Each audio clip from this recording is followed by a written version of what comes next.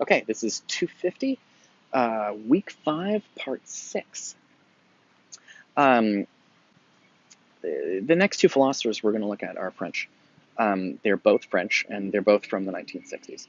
Um, I'm going to say something stupid that nobody needs, and that is, I don't even know why I'm telling you this. I think it's interesting. It's really probably more complicated than we need in a class like this, but I'm just going to chuck it out here for fun because I feel like saying it. In a lot of countries, when you think about in most countries, the most important writers tend to be storytellers. So, like in England, Shakespeare. They tend to be artists. Um, when you think about the really important writers in America, the really important writers in England, and again, I don't know all the countries. I'm sure I'm exaggerating. Like the philosophers we looked at, I'm exaggerating a little. But when you think about the writers that are important in countries, they tend to be storytellers of some kind. And of course, the poets are kind of storyteller, right? The central writer for ancient Greece is going to be, Homer, telling stories about the Trojan War, and the central writer for Italy is going to be Dante, and right. So I mean, telling stories about the afterlife. Um, so. Or maybe Virgil. Anyway, the point is that in most areas, in most countries, the most important, influential storyteller, the most influential writers tend to be storytellers. France is different. French literature looks different from other places in the world, and what makes it different is that in France, the central writers are not storytellers. There are great storytellers from France, obviously, but the most important, the most influential ones are not storytellers, they're philosophers. The most important French philosophers is a guy named Michel de Montaigne. And Montaigne, I don't know, I'm not going to do fancy pronunciations, but Montaigne or whatever, Michel de Montaigne, which again, like Vivian was a boy's name, and Michel is also a boy's name in the 1500s in France. Montaigne, who, by the way, one thing about Montaigne is he's one of the only writers we know that Shakespeare really liked. We know Shakespeare read Montaigne, and we know he quoted Montaigne. Montaigne is French. And there was another French philosopher named Descartes, and also very, very important. Now, what Descartes and Montaigne have in common is that both of them, they were both philosophers who looked at the world, and they had everybody has all these beliefs about the world. People think the world is like this, the world is like that, and they were like, are you sure though? They were skeptics. It's what's called skepticism. Um, and so, for example, Descartes' most famous thing was he was saying, like, I think reality is real, but how do I know this isn't all these people and all, like this tree and all these people going by? How do I know that's just not some crazy dream I'm having? And Montaigne was similar. He didn't believe the things most people believed, and he was like, I'm not sure. And it wasn't like he said, these are lies, here's the truth. He just said, I'm not sure any of this, what you're saying is true. We need to really find out for ourselves. He doubted. They doubt everything. So somebody would say something, and they would doubt it. So a famous thing that Montaigne doubted, that Shakespeare read and quoted, was in Montaigne's day, which is in sort of 1500s in France. People are traveling to, the Americas. White people are getting over to the Americas for the first time, and they're meeting native people. And they're coming back, and they're being like, these native people are savages. They're barbarians. They're brutal, horrible monsters.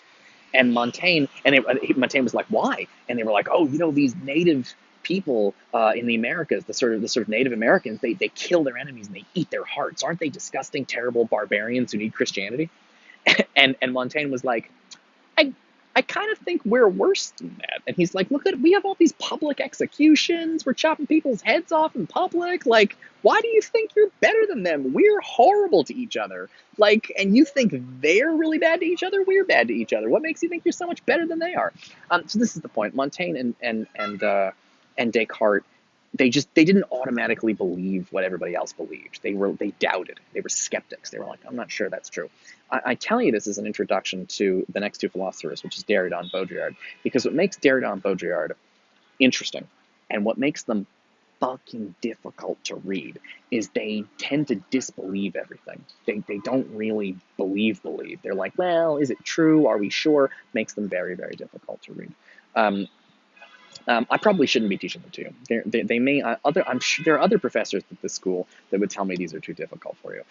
Honestly, they're almost too difficult for me. Derrida in particular is real hard to read, and I may give up. I may just end up lying down on the grass here and giving up if I can't handle it. But we'll take a look at it and we'll see how it goes. The best way to think of them is they're almost like poets. It's almost like reading poetry. They have really neat ideas, and they like to say them in these kinds of overly complicated ways.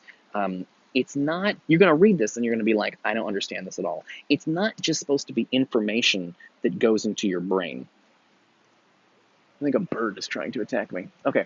It's not, when you read these philosophers, they're not just like information that is supposed to get sent into your brain. It's like ideas that you might want to think about. Ooh, this is a squirrel now. Okay, so I guess a squirrel is trying to attack me. Teaching in the park. So just to let you know how bad this is going to be, let's take a look at the first paragraph of Jean-Paul Baudrillard. So for starters, he starts off with a quote from someone else. The simulacrum is never that which conceals the truth. It is the truth which conceals that there is none. The simulacrum is true. Look at this fucking squirrel. Whatever. Oh, sorry. Look at this squirrel. Going crazy. Ooh, squirrel. Get out of here, squirrel. No one likes you. I don't know. He's probably okay. I just don't want him to steal my shit. Teaching in the park, man. It's crazy. I had NYPD right behind me, apparently. I got squirrels on one side, NYPD on the other, man. Whatever. All right. So the thing that makes so Baudrillard's tough. Just take a look at this first paragraph. Actually, maybe that's not the best example of the first paragraph. Well, let's talk about this word simulacrum, because his book is called The Procession of Simulacra, and he says the simulacrum is never, and this quote says, the simulacrum is never that which conceals the truth. It is the truth which conceals that there is none. The simulacrum is true. Very, very difficult. What is a simulacrum? Do you hear? You don't know the word simulacrum. Nobody knows the word simulacrum. What the fuck is it? Do you know the word simulation? It's like that. A simulation is something that looks like reality but is not reality. Remember, these are the philosophers that are part of the relationship between, we're discussing the relationship between art and reality. So what is a simulacrum? Well, a simulation is something that is a copy of something. It's supposed to be pretty realistic, but it's not quite real. So what are examples of things that are simulations? Well, a lot of video games are simulations. There are video games where you can drive a car. I'm sure you guys can name some video games. And I'm not talking Mario Kart here. Mario Kart's more something Oscar Wilde would like, where it's crazy. But there are driving video games where the cars are super realistic, and it really feels like you're driving.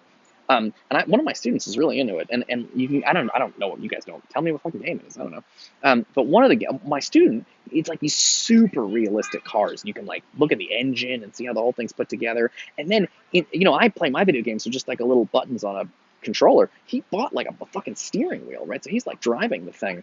He's got like driving gloves. It's like super. He does these races on them, but they're video game races. They're not real, but it's a simulation. It's a simulation of what it would be like to be in a real race. So that's a simulation. So a simulacra is like that. It's a simulation. Here's the most important part. The simulacra simulation. He's talking about something where the simulation is so real, it's hard to tell the difference between reality and the simulation.